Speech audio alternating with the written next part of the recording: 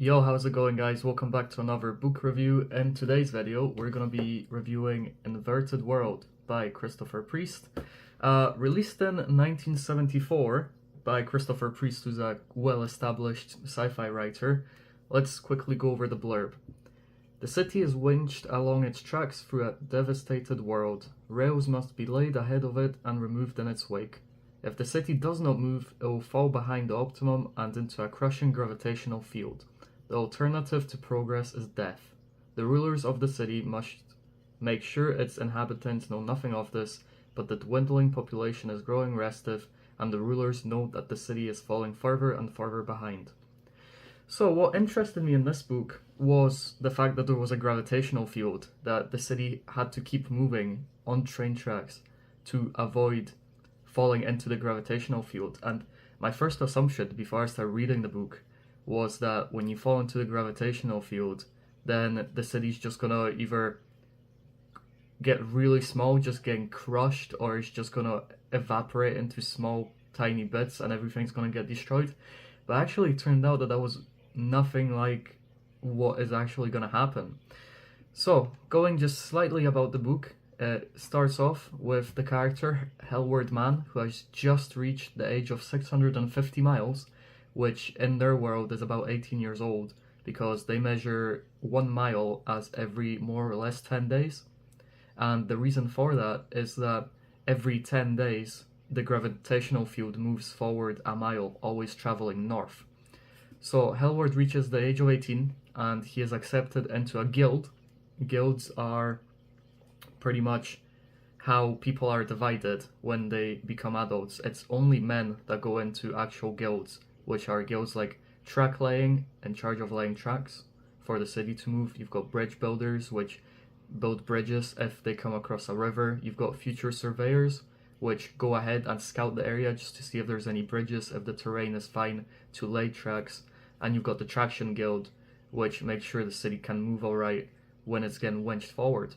You've also got other guilds like the militia and barter guilds. The barter guild pretty much talks to local villages, because except for the city moving forward, there are also other villages in the area. And the weird thing is that the city must move forward to not get crushed by the gravitational field, whereas all the villages on the side are actually fine to stay there, and there's people there and they fall into the gravitational field and then fall behind it, and it's not really described to us whether they're okay after they go into the gravitational field, at least not initially, but we find out later on. And there's the militia guild, which just keeps the city safe. They have crossbows, which is quite strange because guns do exist. The city just doesn't seem to have any unless it steals them from other people. But yeah, he gets accepted into the guild, and a big thing in this story is that the city only has an indoor area, so even when you're in the city, you can't see outside. You can't see the sun. Like, no one in the city that has never left the city knows what the sun looks like. And there's no windows that look outside, so it's all quite a big secret inside the city. They get water from sources, and they make their own food. It's all like synthesized, and Hellward says that it tastes like trash pretty much because it's all artificially made. But yeah, he reaches the age of 18, which allows him to actually go outside so that he can start working in one of the guilds. And throughout the book, because he's a new apprentice, he goes through every single guild, and we find what every single guild looks like, because he spends 3 miles in each guild before he actually goes into the one he's selected for, which is the future surveyors. So the book is split into 5 parts, and the first part just sets up the whole story. It's from the first person perspective of Hellward, and it talks about when he's going into the guild, then when he actually gets a chance to go outside, and his experience of laying tracks, which is the first guild he goes into. Something the book does very well is it kind of gives gives little little bits of information at a time. It doesn't reveal everything at once, and even when you get to just the last 20 pages of the book, you're still getting little breadcrumbs of information that keeps you wanting more. He goes outside, and obviously he's working, and he finds that when he's working on the tracks, They lay the tracks in front of the city, then the city moves, so then they have to take the tracks off the back. But what he finds out is that when the tracks are in the south, as he's taking them off, they're actually damaged, like the metal is bent, or the wood planks that the rails are on get like slightly more destroyed, which is told to him that this is what the gravitational field does, and that's pretty crazy. So that kind of makes the reader think that, okay, so if we do fall behind into the gravitational field, then everything will get destroyed, because obviously the wood planks are getting like destroyed bit by bit, so it makes sense that it will be the same for humans. So anyway, part 1 is all setting up the story, and then in part 2 he actually gets sent on a mission because the city has a continuous problem of needing more population, and they only have a limited number of women, and obviously to just prevent a lot of incest going on, they take women from the villages, and that's what the barter guild is for, because they go and barter. All the villages in the area are very poor, malnourished, so they go and they offer them food, they offer them water, materials, everything from the city, and then in return they want to take some of their women.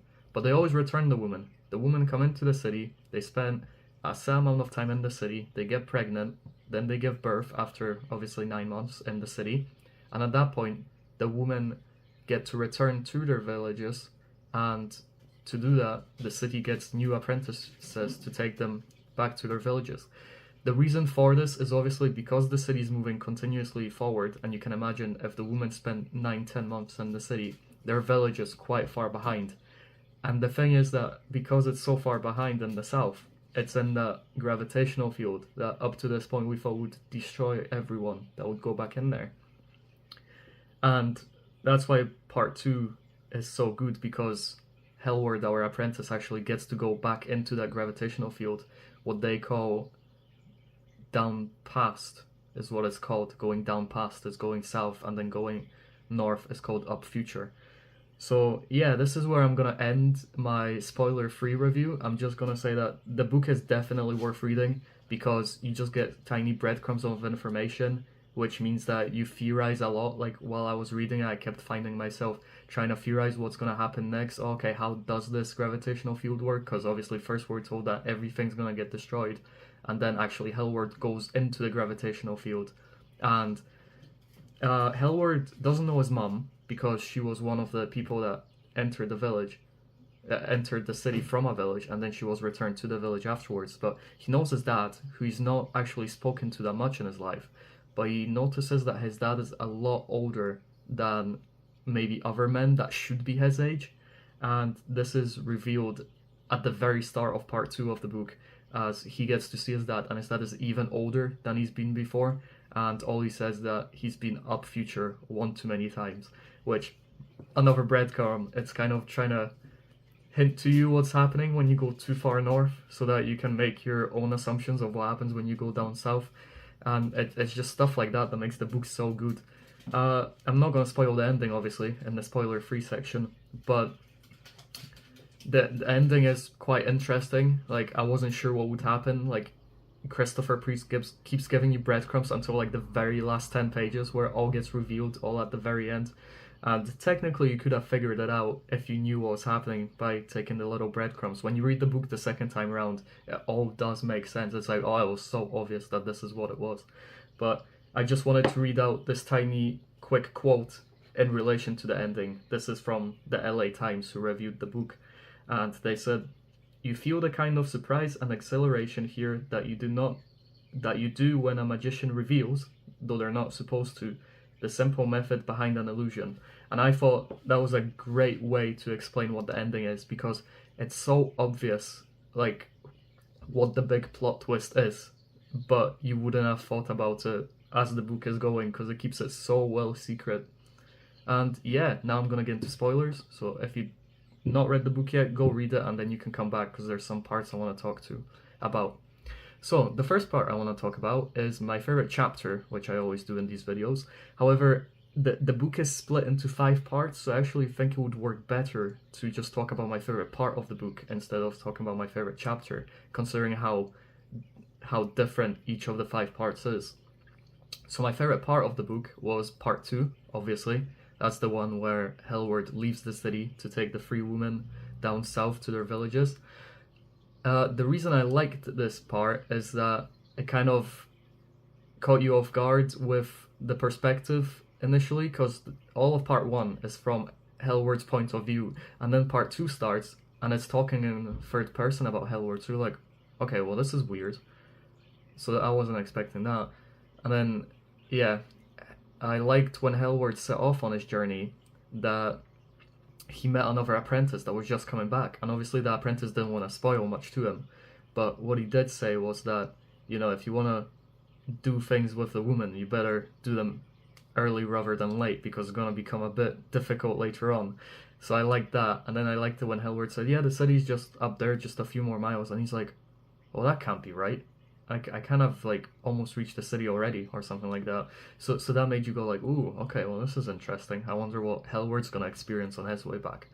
Another thing I really liked was that this chapter or this part of the book is actually quite filled with horror. It's quite a scary part when you think about it, like, because as Hellward keeps going, the women keep getting wider and wider, and you're like, oh my god, that must look, that must look really scary, like really horrifying. Just imagine that. You see people walking with you and they look normal, and then gradually they're just getting longer and longer while getting shorter. Like, it would be horrifying. And included in that, I really like that obviously one of the women had their babies with them, and the baby was born in the city, so the baby did not change any of its features. It did not get wider.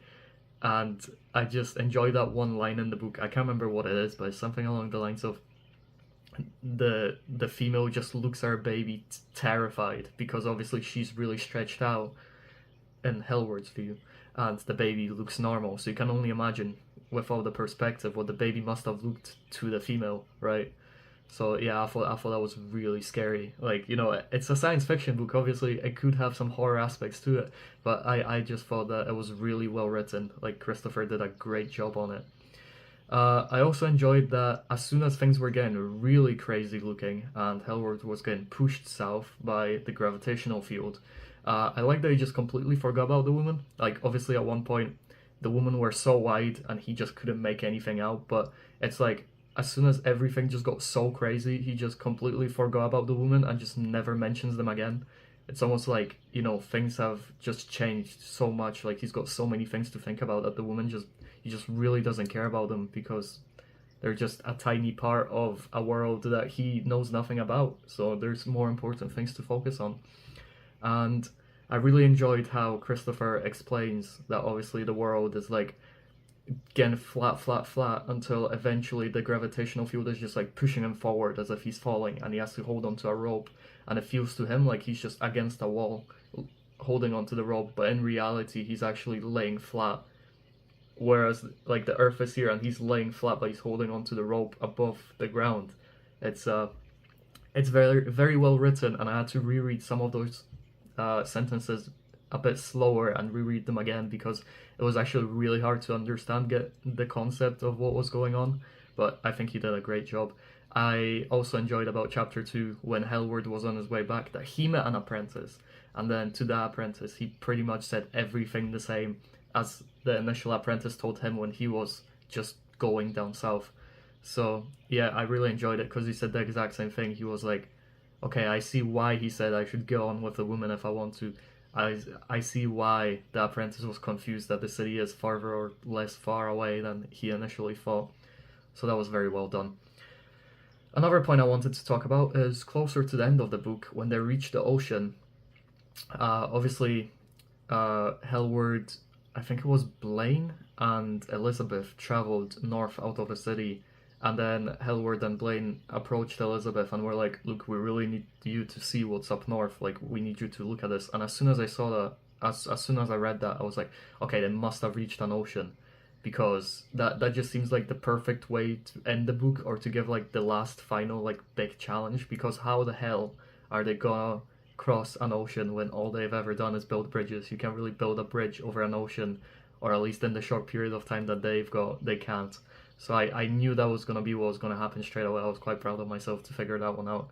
But on the reaching the ocean part, I also want to say how convenient it is that they've never reached the ocean before. Obviously, the book has been set for, they've been traveling for about 200 years, and they've never reached the ocean before, which is pretty convenient. I mean, considering that they're not actually moving north, but they're moving southwest, and obviously they started in China and they're all the way down in Portugal. I assume the gravitational field changes somewhat, because if they traveled northwest from China, I don't think they would have reached Portugal, so they must have like traveled in an arc kind of thing. But yeah, it was just very convenient that they did not reach any previous ocean until just now, when obviously we're here reading the book. I mean, that just makes sense, I guess.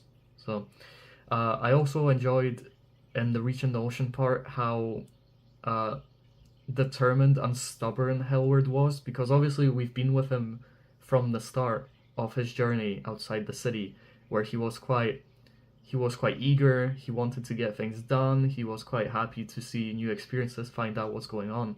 And now obviously he's been in the job for years and years, moving the city.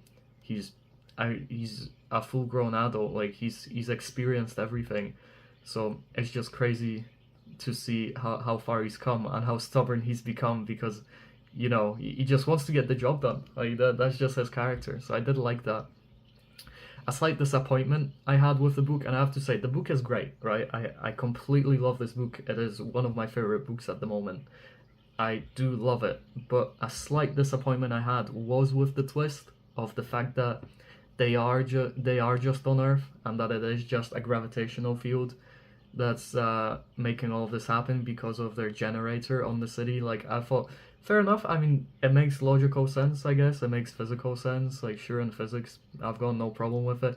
But I was slightly disappointed that we are on Earth, because as I was reading the book, I kind of made the assumption, based on all the information I was getting, that we're definitely not on Earth. Or I even at one point thought I wouldn't have a problem with being on Earth. I just wish the Earth would have been that parabola shape that the book talks about, where you just travel a lot shorter distance when you go north, and when you go south you travel very quickly. Like, I wish that was the case, because it would have been more interesting than just being on Earth the whole time. It's kind of like you just woke up from a dream, right? Well, not quite the same, but quite similar to that. So yeah, I was quite upset, because I was assuming that we were on a parabola, because we were told we are on a parabola.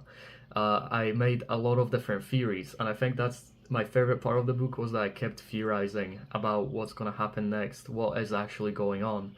And I made a few assumptions. I was like, if we are on a parabola and we're just on one bit of the parabola, what if there are other cities also on tracks to like the west and east of us? If you go like far enough to the sides, maybe you'd find another city of people that are just trying to get towards north as well, traveling the same way. I thought that could be quite interesting. Let's say on one adventure, Hellward has to go really far west or east to, like, maybe they have some downtime and they're like, let's see if there's anything like crazy going on to the sides, and then they come across another city. I thought that could have been really, really cool, but obviously it doesn't happen.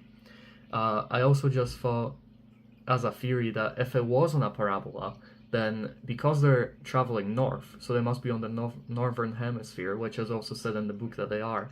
What if there's cities in the southern hemisphere, and they're also traveling towards north, but obviously it's going the other way, so people that are future surveyors on their side would probably be getting older slower than everyone else, if you know what I mean? I thought that could have been really cool, that there are cities to the west and east of them, and also on the southern hemisphere, traveling the exact same way. That would have been really cool.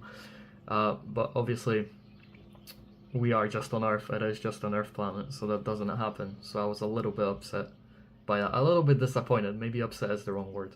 Another thing is, I enjoyed that the book was all about perspective, to the point where even all the different parts of the book, because the book split into 5 parts, and the fact that the first part is in first person from Hellward, the third and fifth parts are also in first person from Hellward's perspective, but then part 2 is from third perspective, looking over what Hellward's doing, but then the fourth part is from third person as well, but from Elizabeth's perspective, following Elizabeth. So I like that the whole book, the whole theme is perspective, and also it's displayed in the parts of the book, because each part mixes it up and changes the perspective.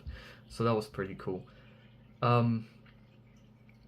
I wanted to theorize a little bit about the peoples in the city, their perspective, because obviously future surveyors, when they go out to future survey, they're saying that the people are thin but tall, which makes sense if you go south and the people are wide but short. But I was wondering what everyone else's perspective was of the people in the city. I think at some point in the book they said that the villagers outside of the city view the people in the city as giants, although when I tried to quickly find that part again, I couldn't find it. But I'm pretty sure that's what it said. So I found that interesting that they're giants, which makes sense because the simple assumption would be that it just flips perspective, right? So obviously Hellward's looking at the woman who are very wide but short, so when they're looking at him, he's gonna be very, very narrow but tall, right? It just makes sense. But then I was wondering about when the woman looked at her baby, and obviously she was horrified looking at the baby. I was wondering if she took that baby back to the village, would the baby just keep getting like taller, taller, taller, and taller and thinner because it's traveling more and more away from the city and the gravitational norm?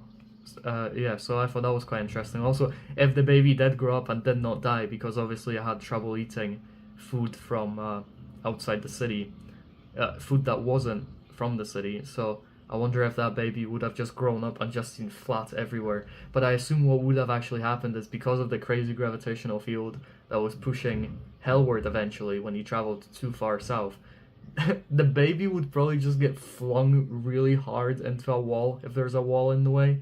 Like, because, the woman would be holding onto the baby, and then the baby's getting pushed south by the gravitational force. So she has to hold onto it really, really tight, and eventually she can't anymore, so the baby will just fly away. So that just popped into my mind right now, and see, that's another, like, horrifying thing. It kind of sounds funny when you say it, but imagine seeing it in person, like, the baby just flies away, and then it just hits a wall.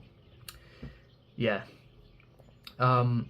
Another thing about the perspective that I found weird, and the book doesn't really go into this, so I don't know how to feel about it, but Elizabeth in part 4 comes into the city, and she talks to Hellward, and it's explained very quickly that Hellward is now 9 inches taller than her, which makes sense. That I think that's part of what they mean by the people being giants, right? It makes sense. But something I want to focus on is the fact that no one ever points this out. Like, Elizabeth never says to Hellward, wow, you're really tall, how did this happen? Like, this is weird. She never looks surprised, she never looks frightened or anything. Similarly, Hellward doesn't say anything back to her, which makes a little bit more sense, because this is probably something Hellward would be aware of. But now thinking about it, if Elizabeth is shorter, doesn't that mean that the woman brought to the city as well should have been shorter as well? Especially if they stay there for 9 or 10 months, giving birth to a child. If Elizabeth is already way shorter than Hellward, wouldn't all the other women being brought in also be way shorter than everyone else? That's stuff that the book never focuses on, and it's also something I just thought of now on the spot. Because, it does support the theory of everyone in the city being giants, but I'm also thinking that surely the people outside the village would just keep getting shrunk the farther away the city is from there down south, unless... Because I want to say unless gravitational fields don't work on the people outside the city the same way, but obviously if Elizabeth is 9 whole inches, which is significant height, shorter than Hellward, whereas this wasn't the case before, it is a really weird, really does not make sense. I don't know if that's just an oversight on Christopher's part or if I'm thinking too far into it. But yeah, I want to talk about... I just said how everything is about perspective. Now I want to talk about how a few things are not about perspective, or at least the way I'm understanding them from the book. They were a bit hard to understand what happens next. For example, in part 5, it is revealed that the generator in the city is what's working alongside the gravitational field to obviously create this whole perspective thing. And my question is, now that they switched the generator off, does that mean they no longer have to travel north? Because that's like the big reveal, is that they've reached an ocean and they've switched the generator off, so now all the Terminators in the city feel like they have nothing to worry about because they no longer have to follow the Ultimum or whatever it was called. They no longer have to keep following north. But I don't know if that's true. I get that there was a gravitational field, and then the generator worked with that gravitational field to give them unlimited power and, you know, create this kind of perspective for them. But just the generator just turning off and everything just going back to normal and there being no more issues just seems a bit, it just seems like a bit too much for me. Like, it seems a bit too convenient. Like, I would have thought that either their minds would have been so like far gone at this point that even if they stopped traveling north with the generator turned off, it would still keep happening, that they would just find everything to go flatter. Especially that at some point in the book, it's explained that, I think it was in part 5 as well, it was explained that when this thing created the city, like, people were warning him that following this gravitational field could have like genetic and hereditary issues, which I assumed would have been this, that even if the generator is switched off, everyone is still like so like far gone mentally, or like they've just been so like morphed that even if the city stops, the generator is turned off, so technically there's no gravitational field messing with them anymore. It would have still happened, but I mean, the book doesn't really explain it, and it probably doesn't explain it because you could theorize about this kind of stuff all day. Either that, or I'm just thinking about it too hard, and maybe I'm just wrong in my theories. Maybe so. But yeah, what else do I want to talk about? Yeah, based on that also, does that now mean that both the villagers outside of the city and everyone in the city now sees the same thing? Let's say Elizabeth's in the city, which we know that Hillward was 9 inches taller than her. Let's say the generators turned off. Does that mean that Elizabeth is now magically the same height as Hillward? Or maybe what was going on all along was that Elizabeth is just really short, and we just did not find that out until she was in the city. Maybe that's what it is. See, there's so many things to think about, and I think that one could be the right one, that she just looked really tall because they were up north. But now she is just her normal height, which would make more sense. Okay. But I want to say, like, let's say it is all about perspective. The tracks did actually get damaged by the gravitational field. Or at least that's what it seemed like when Hellward was explaining it. So if that is the case, then the gravitational field does actually cause damage. It's not just about perspective and everything just widens from when you're looking at it and then you get really narrowed. There is actually, the gravitational field is actually affecting the gravity, so that's important to know about. But we obviously knew that already because at one point Hellward does just get like pulled more and more south. So yeah, fair enough. What else? Yeah, about returning the woman. I also wanted to talk about that in part 2 because obviously Hellward, eventually the gravity gets so bad down south, down past, that Hellward abandons the woman, as I said earlier on, and it's never brought up again. Hellward never mentions that again. Even when he returns to the city, it's never spoken about. Like, no one ever asked him, like, you know, the navigators or anyone in charge, any of his supervisors never asked him, like, were you successful on your mission? There was never, like, an interview or anything about it that we were told about. So I wonder if the city actually cares about getting the woman back to their villages, or if it is just a mission for the apprentices to see what the world's like, because they showed so little care about the woman after Hellward comes back. They're never mentioned again. So I did not understand that. A basic assumption would have been, obviously, that Hellward got them really far, and they weren't far away from their village at that point, so they probably could make their own way back to the village, especially if their perspective looks normal to everyone else, you know, like, they can see all the villages clearly, all the mountains, everything, and Hellward's traveled so far with them that they can probably just make their own way back, which is fair enough. I just thought that it was just funny that the women are never mentioned again. Also, considering the fact that apparently people from the village look like giants, I was wondering if that means that if an apprentice does return the woman to a village, whether that means that the villagers just look at the person from the city, the apprentice, and just go, oh my god, he is so tall, like, he is a giant. And I was quite curious what, like, the villagers' reaction would be to seeing a giant bringing back their woman to the village. Because at that point, if they traveled really, really far south, I would imagine that the people from the village are genuinely like really, really, really tall. Unless that is another part of the perspective and their height doesn't actually change. And they are just really tall from being in the city and the gravitational effects of living in the city since they were born, pretty much. Maybe that just makes them taller in general. Maybe. I don't know.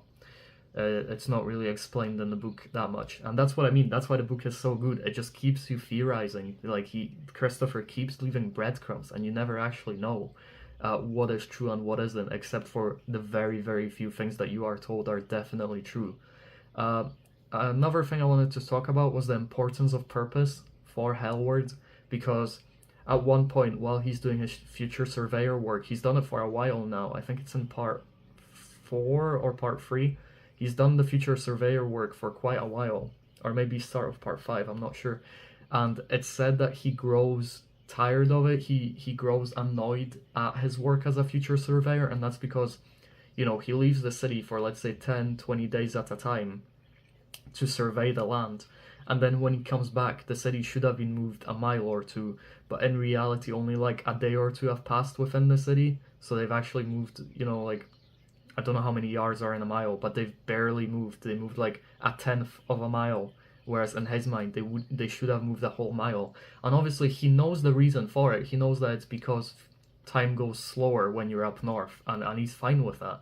It's more that he understands his work is important, but he can't actually physically see the actual work he's doing because the city's moving so slowly, and that's playing on his mind, and he's getting irritated because in his mind his job is to move the city forward, and he wants to move it forward as much as he can, obviously, but the city's barely moving forward because of the way the time works, which is really cool.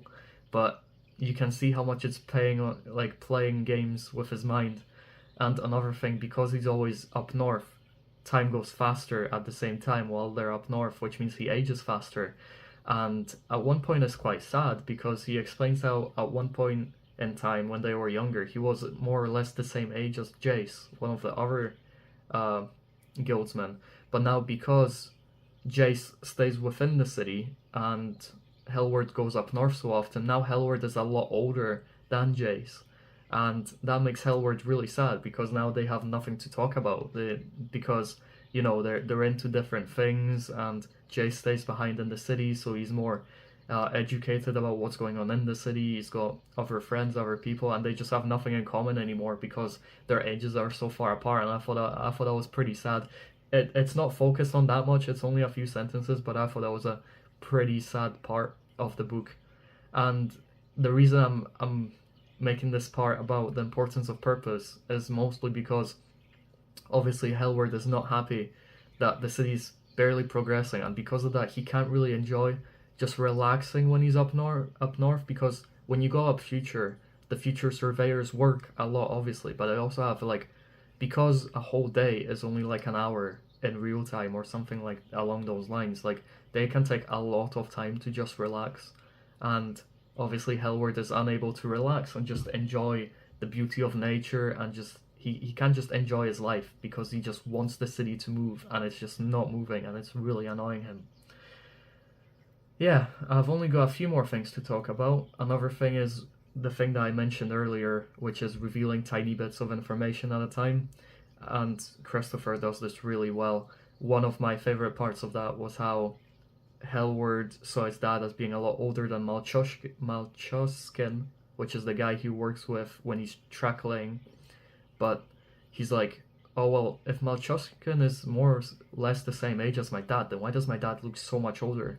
And I thought, well, there must be something to do with going up future that makes him older. So then I thought, okay. Then when in part 2 we see his dad again, and his dad is really, really old, like about to die. He's that old pretty much. I'm like, oh right, so that is what happens when you go up future. You just age a lot faster, which is probably what's going to happen to Hellward then, because he's going to become a future surveyor as well and go up future. So I'm like, okay, well, when Hellward goes down past into the south, then he needs to hurry on that mission because he's probably going to age backwards. That was my assumption. He's going to age backwards, so he's going to be turning more and more into a baby again. So I was like, well, he's only got a limited amount of time, because when he turns too young, then obviously he can't make his way back home. So that kind of created a little bit of urgency in my head. Obviously, it turned out that my theory was wrong, and he's not actually aging backwards, but I thought that was what's going to happen, so I did enjoy that. Another thing was that it was obvious all along that they were on Earth, like, if you really wanted to think about it. Like, when you read the book a second time after knowing the twist already, then it's so obvious that they were on Earth the whole time. The first thing you notice is that all the people from the villages speak Spanish, and you'd think, why are they speaking an Earth language if they're not on Earth? And then some of them also know English, which is like, okay, so it's not just the city people that know English, which, let's say the city people did come from Earth, so obviously they know English, but people from the villages, why would they know Spanish and English, both languages from Earth? It just makes no sense. Something that makes it less obvious that you're on Earth, but it still makes it obvious that something is not right, like something's not as it seems, that could get revealed later, is that they keep traveling north, and the sun keeps setting in the northeast instead of the west. Because you read that the first time and you're like, why is the sun setting in the northeast? That should not be happening, right? So later on, when it's revealed that actually they were traveling southwest, it makes so much more sense. That, yeah, that makes sense why the sun is, in theory, setting in the northeast in their mind. Something that kind of points to you being on Earth still is that there is only one sun and only one moon, which I know there's other planets that also just have one sun and one moon, but that's something that Earth obviously has, so it kind of points to that as well. But yeah, I did enjoy when Elizabeth kind of got introduced, and then when she got to the city, she saw was an IBM machine, or she saw the paper from an IBM computer, and she was like, "Wow, I've only seen those in museums. Surely they're in museums by now." And then at one point, she sees, like, I think it was a recording from like 1985 or something along those lines, and she was like, "Wow, this recording's 200 years old." And at that point, you were like, right, they're gonna be on Earth, or they traveled really far, but they're just in the future, and the Earth has been destroyed, or something like that happened. So I did enjoy Elizabeth being the person that kind of reveals to us everything. From her introduction, pretty much, like, as soon as she meets Hellward, she says, "I'm from England." And as soon as she said, "I'm from England," I was like, right, so we are definitely on Earth, because everyone's speaking Spanish, and some know English, there's one moon, one sun. The terrain looks very earthly, you know, just a lot of grass everywhere, some muddy areas, but there's rivers, stuff like that. There's villages, obviously people that look like Earth people, and now Elizabeth confirms she's from England. So okay, we are on Earth. There's just something strange going on. So I did enjoy the character of Elizabeth. I want to talk about things that weren't explained well to me in the book. I don't know if they were left out on purpose, or whether when I was reading I just missed the answer to these questions. But why are most people that are born in the city men? Very early in the book, Hellward says he assumes it's because of the artificial food they're eating. There must be something in those chemicals that is making men get born a lot more than women, which is fair enough. I mean, if that is just the answer, then fine. It's just when Hellward said it, he himself said it's an assumption. That's not for definite, and I'm not saying that in the city there must be an answer for it, because maybe no one knows the answer to that. Maybe it is just a secret. I just wish I knew why it was happening. But I guess that's a good thing in the book. You can't just have everything revealed to you, every single little thing, because having secrets even after you've finished reading the book, and having mysteries, just adds to the book. I do agree with that. Something should definitely be left unsolved. But I want to also know, when the city was initially created by the physicist Destain, how many people were in the city? Because I know that he hired some people, and he obviously created the city. I want to know how many people were there initially, and by that, how did they gain more people? Obviously they gave birth, but I would assume initially they had to, like, steal a lot of women and children from nearby villages, maybe? Like, I don't know. But it just seems weird to me. I don't know how population would have increased initially. Like, I know once it's increasing at a good rate, it will just keep increasing, but I don't know how they initially got population for it. Based on that also, I don't know how big the city actually is, because in part 5, when everyone's in the town square pretty much for the big reveal, it says that there's about 300 or 400 people there, I think, which Hellward kind of hints to being all of the city, more or less. So I would assume there's about 400 people in the city, and then obviously all the workers that were not in the city. But how many workers is it? Because we ever only learn the names of a very, very, very few workers. Obviously Blaine, who Hellward works with. There's another future surveyor or two that we find out about. There's Malchushkin, who works on the tracks. But except for that, we don't really learn names of people that much, and it's not really explained like exactly how many people are there a lot of the time. So I don't actually know how big the city is.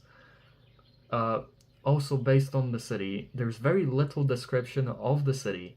Like, we find out that in part 4, I think, when Elizabeth sees the city, that it's mostly made of wood, or pretty much entirely made of wood, which makes sense because it would be less heavy to carry than if it was made of concrete or bricks, so that makes sense why it's made of wood. But we don't actually get the sheer scale of it. I think she said that the buildings aren't that tall, except for like one main building, which is like 4 or 5 stories tall, and that's about it. And that just seems very small for a population of, let's say, I don't know, let's say over 500, right? Like, I thought the city would be way bigger. I know it's obviously on 4 sets of tracks, which aren't that far apart, so obviously the city can't be massive, massive, but you get very little information on how big the city is. I don't think that's necessarily a bad thing. I think the thing is that the book stays really focused on what it's trying to say. Christopher knows what he wants to write. He knows what the goal of the book is. He knows where he wants to take the characters, so he doesn't really focus on everything like that keeps like making the world bigger. He doesn't have to explain every single thing. Like, I recently read a book called SSGB by Len Dayton, which is set just after the Second World War in an alternative world where the Germans won. And in that book, Len talks very highly in detail about a lot of things. Like, there will be a table in a room, and Len's gonna have like half of the page explain what the table looks like. And it's quite a change when you read a book like that, where every little thing is described to and explained, even stuff you don't really care about, so you just end up skimming most of the page, compared to this book where Christopher is so focused on what he wants to write that he gives you very little detail on some things. But in a way, I also think that adds to the story, because like I said a few minutes ago, you don't need every single little thing explained to you, and if you don't describe some stuff, then it leaves it up to the viewer's interpretation, which is also good, because then I can theorize about what's going on, and even after I'm finished reading the book and I should be putting it back on my shelf and not seeing it ever again, right? It's still in the back of my mind. Oh, I don't have answers to this. I wish I had answers to it. And then I keep thinking about it. I get into bed and I spend a few minutes in bed trying to think of theories about it. Why did this happen? And, how would I explain these things? So I did enjoy that. Like, I think that's a good part. And that's also what I enjoyed about in my last book review, A Maze of Death. Philip K. Dick also does that in his book, where he doesn't explain a lot of stuff and leaves it up to the viewer's interpretation. The last thing I want to talk about is what happens next. So obviously the generator has been turned off. So in theory, there's no gravitational field. The city has been stopped and it has no way of going forward anymore because it's an ocean. So do they see the gravitational field swallow them up and everything get flat? And then they just keep falling down until they reach a flat surface and they break their legs or something. Like, I don't know. The book ends at such a point where it's like, oh, it's been revealed Hellward has no way of moving the city anymore, and then the book ends. Which is such a natural ending compared to A Maze of Death, which was my last book review. In that book I said, I want more. I want to know what happens next. I want to see more of the worlds that they go into. I want to see more of their adventures. With this book, I feel like it's so well written, it's so compactly held together that I know everything that I want to know. I don't want to know what happens next. I like how it leaves off. I like that it leaves us off in front of an ocean. Hellward has to accept that the city must stop. He can't move the city more. I did like that he just has to accept it. And even not knowing what happens to everyone, even though I really want to know, is that the gravitational field just done? Is all of their perspective just back to normal human perspective? But I do like that he doesn't reveal at the end. I did want to know if everyone dies, but obviously we're not going to find that out. And we don't know if the Terminators will take over, make a new system, democracy, all that, I don't know. But I'm glad you didn't go into detail about that, because that would have probably been a fairly boring way to end the book. So yeah, great book by Christopher Priest. This is gonna do it for my review. Hope you enjoyed it. Great book. I cannot recommend it enough. I've not read that many sci-fi books, but out of the ones that I have read, this is definitely my favorite for now. I've obviously got a lot of main titles to go, a lot of very popular sci-fi books that I'm going to cover at some point eventually when I get to them. But Inverted World by Christopher Priest, definitely a book worth reading, and I really enjoyed it, and I hope you enjoyed it as well if you've read it, and if not, then go read it. But thanks for watching this review. I hope you enjoyed it. I don't know how long it is, but thank you if you made it all the way through. I really appreciate it. If you've got your own theories in the comments, feel free to talk about them. I'll try and reply to any comments, because I've been rambling on a lot, and I assume a lot of the theories I have are probably just straight up wrong, or they've been explained in the book as having an answer that I just completely misinterpreted, which is very much possible. But if anything, it just makes it more fun for me to theorize about stuff, even if it's already been explained. I just hope I wasn't talking gibberish the whole video, but just tell me in the comments if I have. But thanks for watching, and I'll see you in the next book review.